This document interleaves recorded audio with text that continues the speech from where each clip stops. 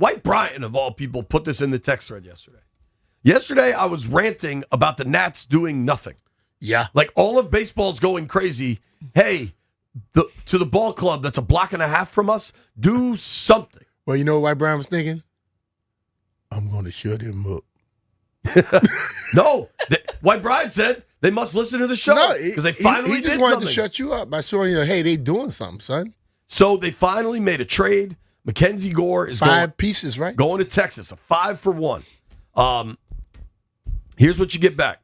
Gavin Feen, I believe it's pronounced Feen, not Fine, is now the number 5 prospect in the Nats system. Okay. So that's an immediate injection at shortstop. I wonder, trading for him, what that means for C.J. Abrams. Maybe they want to move C.J. to second or something. I don't know.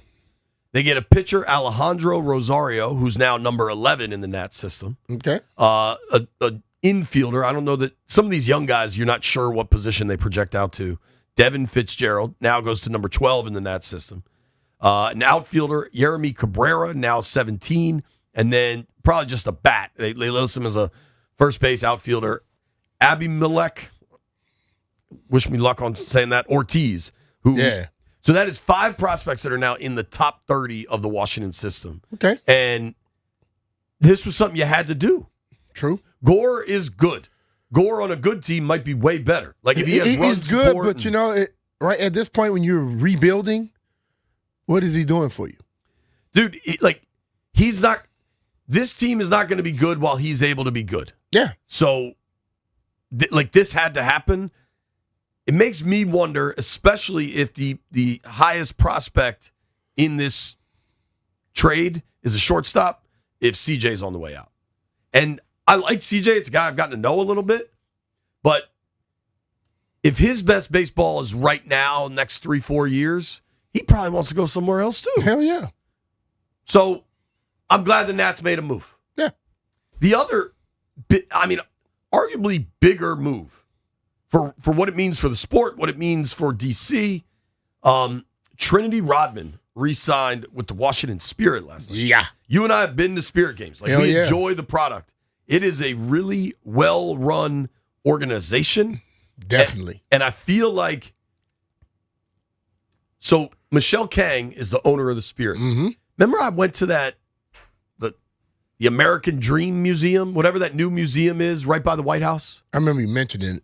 So I went with my oldest daughter, and we watched, they had this movie about people that embody the American dream. Mm-hmm. And it was cool. They had Virginia Ali, the owner of Ben's Chili Bowl, Ben's widow, I guess. She was in it. Michelle Kang was in this movie about her path, her career, how she got there. And, when we were at the playoff game that you and I went to, Michelle Kang was right there. Like we were kind of not quite in the owner's box, but right next to it. And she was so locked into the game.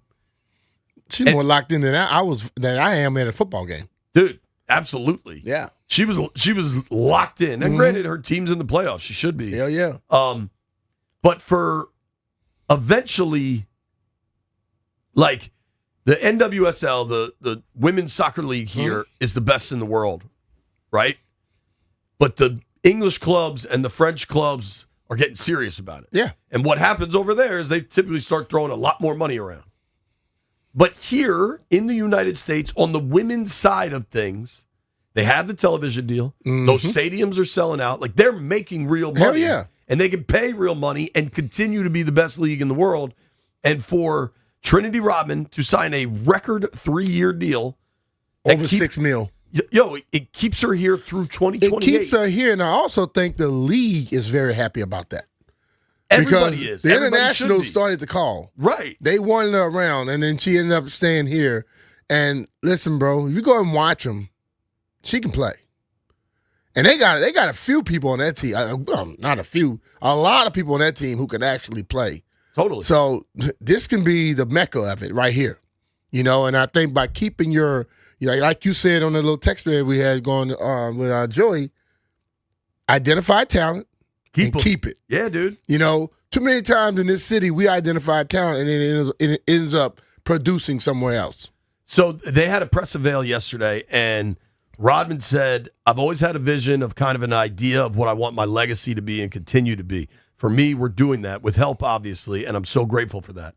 I think this is just opening up opportunities for American girls with dreams, and I'm one and was one of them, so I'm very grateful about that.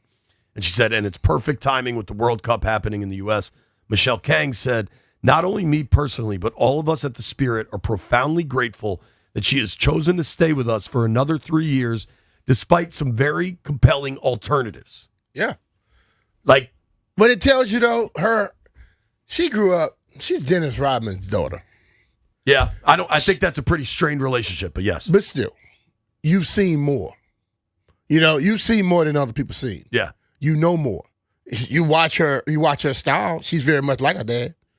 The different color hair and all that type of stuff. Yeah. So, you know, it can be strange, but you learn a lot from people when they're in the spotlight. It also forced the NWSL to create this rule because with the way the salary cap is in the league, they weren't going to be able to pay her. So they realized we got to do something here. And they created, I think it's called the high impact player rule that like, you're like, I think MLS has this. That's how they got Messi and stuff. You're allowed to pay one person a boatload to keep them. Yeah. And that's what you're going to have to do. Otherwise, because you got to have stars. Like Arsenal and Chelsea, as they develop their women's programs, they don't have a salary cap. You got to have stars in any league. And this is one that's truly, truly growing. You got to have stars. Yeah, dude. And like, I know MLS has its niche and people are into it. And unfortunately, in DC, ownership of the United is a joke, which just keeps United terrible. And I hope ownership hears me saying that. Like, be better. You're killing a product that matters. But clearly, Michelle Kang is not that. Yeah. And I think going to Spirit games, like I've now been to 3 or 4 of them. Me too. It's awesome. And that's a great product. And had a lot of fun. Doug, if you just want to talk about like the business side of sports, that joint's going to keep growing. Yeah. You know, like we were talking about the NFL the other day, has to really try to push the gas on international because that's their only real growth because they dominate everything in the States. Like that joint can grow a lot. Yeah. And I don't know. It's a good day for DC sports. MacKenzie Gore makes a move. The Spirit re-signed Trinity Rodman. People are doing things here in the Navy Yard. Both those stadiums are within a 10-minute walk? Navy Yard is happening. We got a busy day today, all right? Doug Kammerer is going to join us at 11. We got to talk some snow. We're going to do some Ask BMitch Anything. Barry's for Luga is going to join us later in the program. We're going to talk some football and talk some Nats with Barry. Governor Wes Moore is going to join us at 12:15. We're all going to make our picks. So everybody knows we're going to do, and I've confirmed that the governor's cool with this because there's only 2 games. We need at least 5 bets.